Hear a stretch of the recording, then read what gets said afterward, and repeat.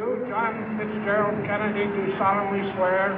I, John Fitzgerald Kennedy, do solemnly swear.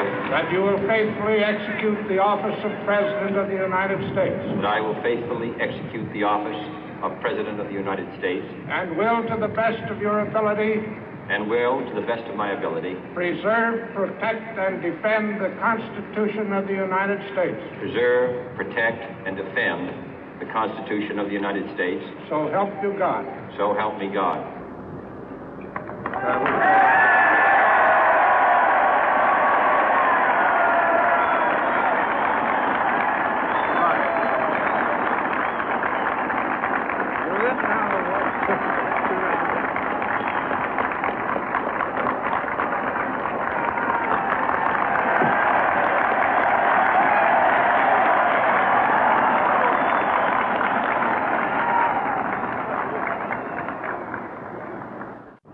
Vice President Johnson, Mr. Speaker, Mr. Chief Justice, President Eisenhower, Vice President Nixon, President Truman, Reverend clergy, fellow citizens.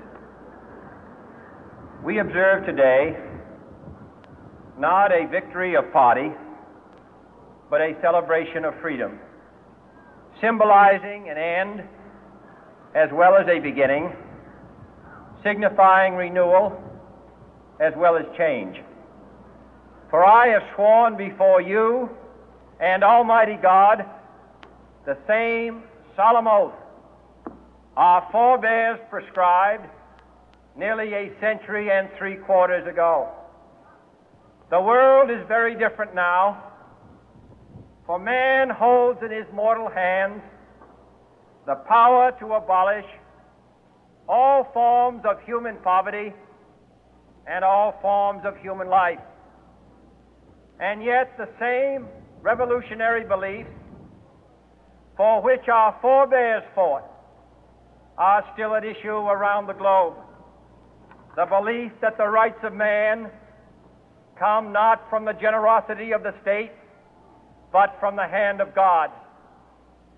We dare not forget today that we are the heirs of that first revolution. Let the word go forth from this time and place to friend and foe alike that the torch has been passed to a new generation of Americans born in this century, tempered by war, disciplined by a hard and bitter peace, proud of our ancient heritage, and unwilling to witness or permit the slow undoing of those human rights to which this nation has always been committed and to which we are committed today at home and around the world.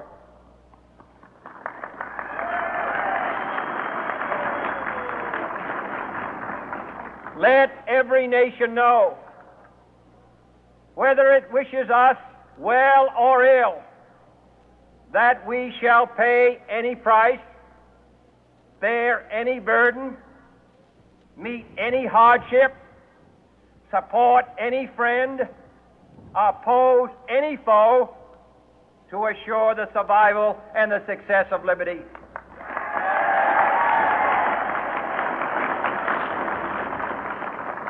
This much we pledge and more. To those old allies whose cultural and spiritual origins we share, we pledge the loyalty of faithful friends. United, there is little we cannot do in a host of cooperative ventures. Divided, there is little we can do, for we dare not meet a powerful challenge at odds and split asunder. To those new states whom we welcome to the ranks of the free, we pledge our word that one form of colonial control shall not have passed away merely to be replaced by a far more iron tyranny. We shall not always expect to find them supporting our view, but we shall always hope to find them strongly supporting their own freedom, and to remember that in the past, those who foolishly sought power by riding the back of the tiger ended up inside.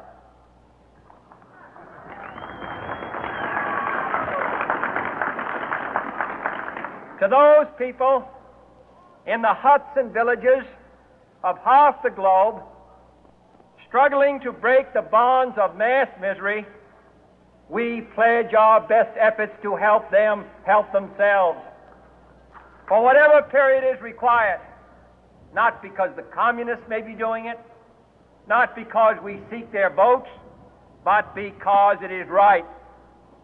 If a free society cannot help the many who are poor, it cannot save the few who are rich.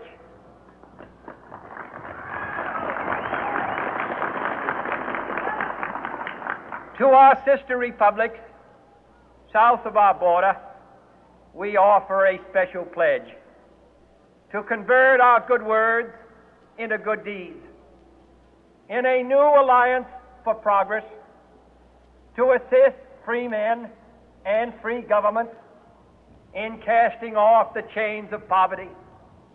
But this peaceful revolution of hope cannot become the prey of hostile powers.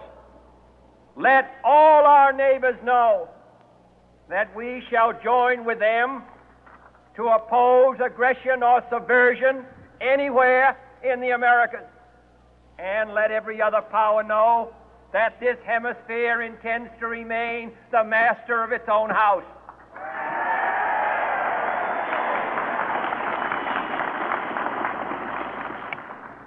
To that world assembly of sovereign states, the United Nations, our last best hope, in an age where the instruments of war have far outpaced the instruments of peace, we renew our pledge of support to prevent it from becoming merely a forum for invective, to strengthen its shield of the new and the weak, and to enlarge the area in which its writ may run.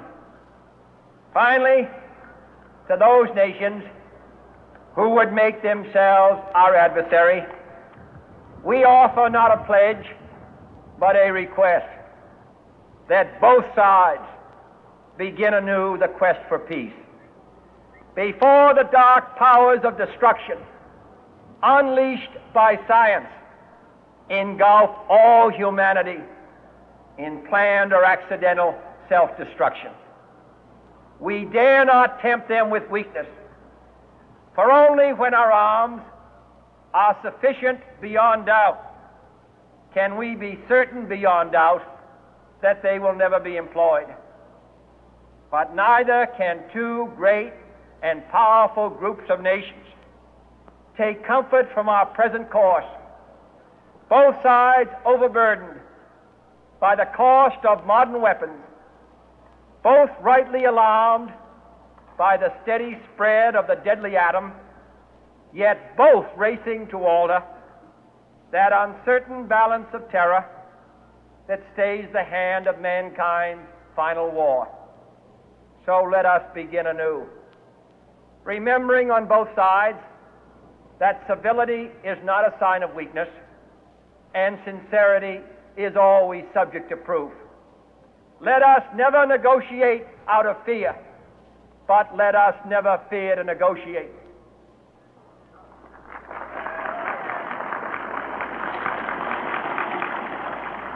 Let both sides explore what problems unite us, instead of belaboring those problems which divide us.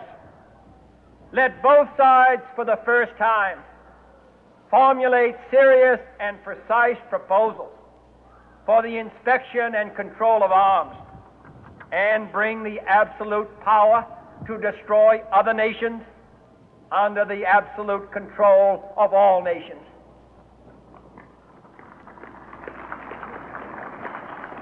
Let both sides seek to invoke the wonders of science instead of its terrors. Together, let us explore the stars, conquer the deserts, eradicate disease,